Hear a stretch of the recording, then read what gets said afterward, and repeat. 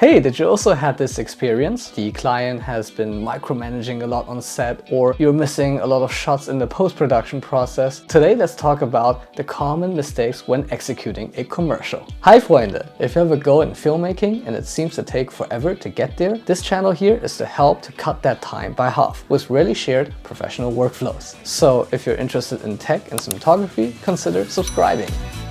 Alright, now back to the plan. This is a result of lack of preparation.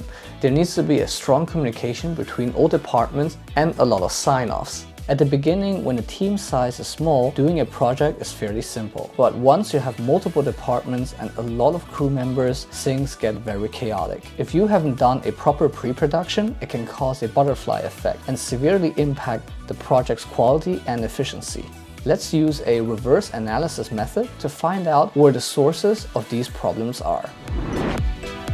Number 1. Client wasn't satisfied with your edit at all. No, the entire edit needs to be changed. That is like the nightmare of every director. Well, how do we prevent that? It's important to think from the client's perspective. If you're a client and you look at your work, will you accept it? Is it detailed enough? Let's have a look at version A.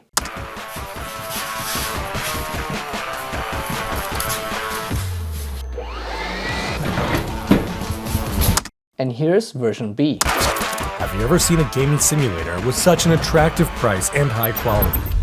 Meet the GT Racer. It has a simple and cyberpunk style design. Which one would you choose? Of course, version B was better.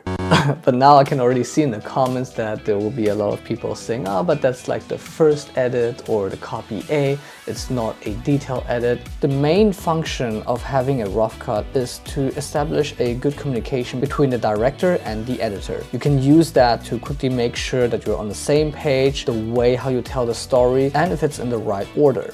To be honest, that I learned very late and I wish I knew it earlier. So from the client's perspective, they actually don't want to be hassled around with like these little progresses. They want to see a complete product. So when you hand in your first copy, no matter what, you should always try to make it as detailed as possible. When you haven't added color correction, VFX packaging, and other details, it severely impacts the experience when reviewing your video. Maybe some of the details you already have it in your head and can imagine, but the client might not necessarily see that. Although the editor is not fully in charge with the color correction and sound mixing, sound design, he or she should at least put on a rough recovery LUT to Rec 709 or add maybe a little grading LUT onto it. All the sound transitions should be done so everything feels smooth. If you're at the early stage and you can't quite determine if it's complete enough to hand in as a first cut, you can try to contact a friend of yours or maybe your teacher, mentor to let them give you some feedback before you send it to the client. Aber manchmal fehlt dann doch noch was. 2. Missing shots in the edit. Or to be precise, the shots that the client need you haven't captured. And this is something that can happen if you don't spend enough time in the storyboard process. Obviously, in your treatment or concept at the beginning, you should make sure that all the requirements and details are listed down. For example, when filming a car, in your concept or treatment, you should list which features need to be highlighted. And then when you're on set and you finish filming, even if the client is not there, you can go through with the producer, okay, this car EQE, we got the AC detail. We also highlighted the little accessories, which are part of the event. Now when you go back to the post-production, you can be assured that you have everything. Okay, framing looks good, but somehow it's still a bit off. By the way, the cool thing is most videos get actually watched till the end, but not many are actually subscribed to this channel. So if you don't want to miss out on more awesome content like this, Freunde, consider subscribing. 3. Problems with the props. Adding detailed props can level up the production. But if you're not careful, you can also destroy the image with ease. When filming a commercial, you have to have one person in charge all the time to make sure that the product looks clean and sleek and all the cables attached to it are managed well. This person needs to also know in which stage this product needs to be at every location or scene. The corresponding color choices and accessories are also important. We can see in each scene it has a different configuration. This is something you have to definitely check with the client, otherwise this is something you cannot fix in post. Location scout. This is something that we always feel we're wasting so much time, but actually when you do that right, you don't have to worry about it later on. Especially when filming products, it's important to know that each shot has only that much information capacity available. Meaning when doing an ad, every second counts. And when you deliver in information, it needs to be very quickly understood. A simple example, here on the left side, we can see that the environment is messy and our product isn't able to stand out. On the right side, we can see it's the opposite. Therefore, I do prefer a lot of the times locations that are clean, simple, and can rather support the story or the product or service we want to show in the ad. And stylistically, it also needs to fit.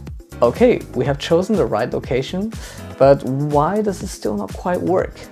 5. Wardrobe. This is a classic mistake I did when I started out, and since then I always try to immediately have a meeting with the wardrobe designer once the casting process is done. Choosing the correct wardrobe for your content is the basic, but beside that there are a lot of other mistakes that can occur. For example, choosing some clothing that have logos on them that cannot be removed easily, or you only talked about the wardrobe above your feet and you forgot to talk about the shoes. And lastly, the worst, if you didn't organize a time for fitting with the wardrobe designer and the actors or actresses. Have you noticed that in this edit there's a lot of B-rolls? I actually wouldn't be able to film all those by myself.